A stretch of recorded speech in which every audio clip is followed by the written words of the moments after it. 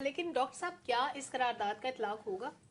دو باتیں ہیں سلمہ. ایک تو آپ کو یاد ہوگا کہ چیف جسٹس صاحب نے کہا تھا کہ یہ بات الیکشن ڈیلے کی صرف آپ نے اپنی بیوی سے کرنی ہے اور کسی سے نہیں کرنی, وہ بھی کان میں کرنی ہے. کان میں کرنی ہے. تو یہاں پہ تو یہ سب آپس میں کر رہے ہیں. تو کیا چیف جسٹس صاحب ان 12 یا 13 سینیٹرز کو they hold them in contempt of court, کیا انہوں نے بہت برا کام کر دیا. اچھا, قانونی وزن تو احتشام صاحب اس کا کچھ نہیں بنتا. کنٹیمپٹ نہیں ہو سکتی جی, پارلیمنٹ کا ایکٹ آف پارلیمنٹ کو کوئی چیلنج نہیں کر سکتا. تو قانونی وزن بھی اس کا نہیں بنتا. لیکن مشورہ ہے, ریکمنڈیشن کہہ لیں, اگر حکومت کا ایجنڈا اور سینٹ کا جو قرارداد ہے اگر وہ کنورج کر رہے ہیں, اگر دونوں کے ایک ہی قسم کے آپ سمجھے کہ ہدف ہوں یا ٹارگٹس ہوں, تو پھر عمل درآمد کے جو امکانات ہیں, پاسبلٹی, پرابیبلٹی, وہ بڑھ جاتی ہے. کیونکہ آپ کو ایڈوائس دے دی, سینٹ نے دے دی اور وہ بھی میجورٹی نے دے دی بے شک. اچھا احتشام صاحب, جمعے کو ہوا. اب آپ دیکھیے کہ ہماری تاریخ ہے کہ ہماری صوبائی اسمبلیاں, نیشنل اسمبلی, سینٹ, یہ جمعے کے بعد واپس نہیں آتے ہیں کیونکہ ایم این اے اور ایم پی اے جو ہیں وہ اپنے اپنے حلقوں میں چلے جاتے ہیں جمعے کے بعد. تو یہ جمعے کے بعد ان کو 14 سینیٹرز ملے, اس میں سے ایک شاید آپ نے کہا کہ خاموش رہ گئے, ایک نے اختلاف کیا.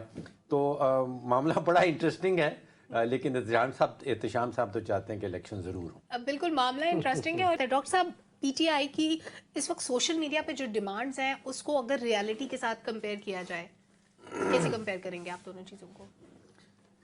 دیکھیے, ڈرامہ بہت زبردست کرتے ہیں. پہلے انہوں نے یہ ڈرامہ کر دیا کہ جی ہمارے جو کاغذات نامزدگی ہیں وہ چھینے جا رہے ہیں. پھر آپ نے زمینی حقیقت دیکھی کہ 2400 سے زیادہ کاغذات نامزدگی اسے ایک پارٹی نے جمع کروائے اور کسی اور جماعت نے اتنے جمع نہیں کروائے. پھر آپ نے دیکھا کہ اب معاملہ یہ ہے کہ پاکستان میں کوئی 8.5 کروڑ کا ہم ہمیشہ ذکر کرتے ہیں جو 18 سے 45 سال کی آبادی ہے, اور اس میں سے تقریباً سبھی کے پاس اسمارٹ فون ہے, اور سوشل میڈیا میں پی ٹی آئی حاوی ہے. تو اس کا مطلب ہے کہ پی ٹی آئی وہ 8.5 کروڑ پہ تو حاوی چھا جاتی, اور کوئی پارٹی جو ہے وہ اس کا مقابلہ نہیں کر رہی. جو بھی ڈرامہ وہ کرنا چاہتے ہیں وہ سوشل میڈیا میں کامیابی سے کر لیتے ہیں. اب آپ دیکھیے کہ کوئی 26,000 کاغذات نامزدگی جمع ہوئے, اور اس میں سے 12.5% وہ بتا رہے ہیں ہمیں کہ جو ریجیکٹ ہو گئے.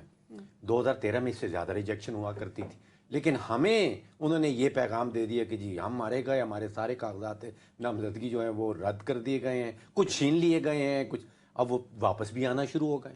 اب وہ جیسے جیسے اپیل میں جا رہے ہیں ان کے سب کے نام جو کاغذات ہیں وہ واپس. معاملہ یہ ہے کہ سوشل میڈیا میں وہ سب سے اسٹرانگ ہے. اب دیکھنا یہ ہے کہ وہ سوشل میڈیا ایکچوئل ووٹ بھی بن سکتے ہیں یا نہیں.